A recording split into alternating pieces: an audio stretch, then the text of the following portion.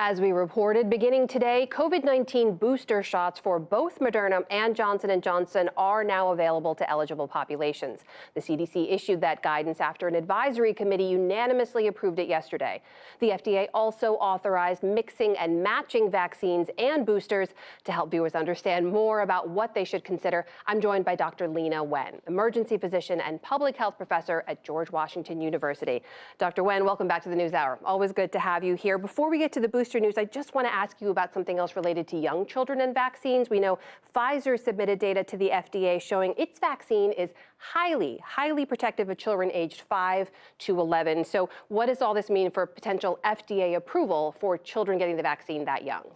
Well, the FDA is going to be reviewing all these data on Tuesday when they meet, and then the CDC is going to be reviewing it the week after.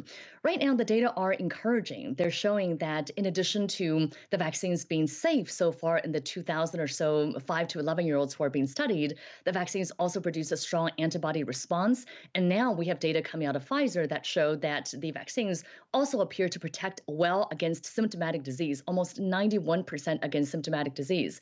It's now going to be up to the FDA and CDC to weigh the risks and benefits and to also say, are they going to make as full-throated of a recommendation as they will for older individuals? As in, might they make a more limited recommendation saying that only high-risk children get the vaccine? We don't know. We shall see when they review the data next week. Great. So we'll be following that next week for sure. Meanwhile, let's go back to the boosters now. Americans now have 3 possibilities for vaccine boosters. And there's new information, too, about mixing and matching. Let's just walk through a few scenarios. If you got the Moderna or the Pfizer vaccine, meaning the dual mRNA doses, should you stick with the same brand for a booster if you get one?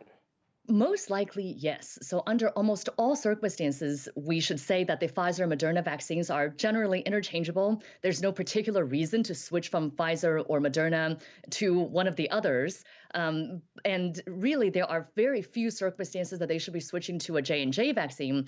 But let's say that you have a severe allergic reaction to Pfizer or Moderna, or let's say that that you also have had a prior case of myocarditis, inflammation of the heart muscle. In that case, you might consider switching to a Johnson & Johnson vaccine. But otherwise, sticking to the same brand sounds just fine, as is if the only thing available in your area is Moderna, but you got Pfizer the first time, switching to the other mRNA vaccine is also okay too. What about the Johnson & Johnson vaccine, though? Slightly different there, right? How should people who first got the single Johnson & Johnson vaccine look at boosters? Yeah, so this is very different. And I should say that I am one of the 15 million Americans who got the one-dose Johnson & Johnson vaccine. For women under the age of 50, which is the category that I am in, I would not recommend that they get a second Johnson & Johnson booster. I would recommend that they receive one of the Pfizer or Moderna vaccines, one of the mRNA doses, and that's because the Johnson & Johnson vaccine has been associated with a very rare but very serious blood clotting disorder. This is not a run-of-the-mill blood clot. This is a very serious disorder that can be fatal. Again, very rare, but for younger women, there is an option. There is another option of Pfizer or Moderna that is not associated with this particular side effect. And so for those individuals, I would definitely recommend a second mRNA dose instead of the J&J booster. I should also mention that the FDA and CDC essentially are saying, even though they haven't explicitly said this, but they're essentially forecasting that the J&J vaccine should have been a 2-dose vaccine from the start. And so unlike Pfizer and Moderna, where only individuals in a high-risk category should be getting a booster 6 months after their first 2 doses, for the Johnson & Johnson vaccine, anyone after 2 months, regardless of risk, should actually be getting a second dose of something. So there's a much broader category for people who got the Johnson & Johnson shot who should be getting a booster. You mentioned the timeline difference there. There's also a difference in guidance in terms of who should be getting a booster with the Moderna and Pfizer vaccines. Briefly tell us who should be considering that right now.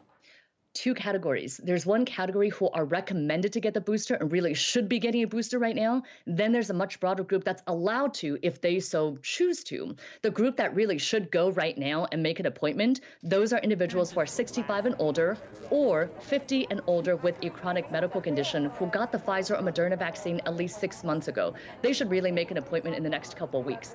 Then there's a much broader category, anyone over the age of 18 who has occupational exposure or otherwise is high risk in a living situation.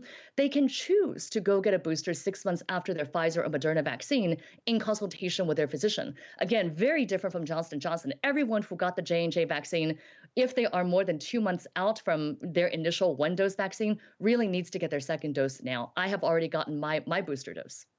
That's Dr. Leana Wen. It's complicated stuff. It's important stuff. We thank you so much for walking us through it as people make plans for maybe for the weekend ahead. Thank you very much for being with us.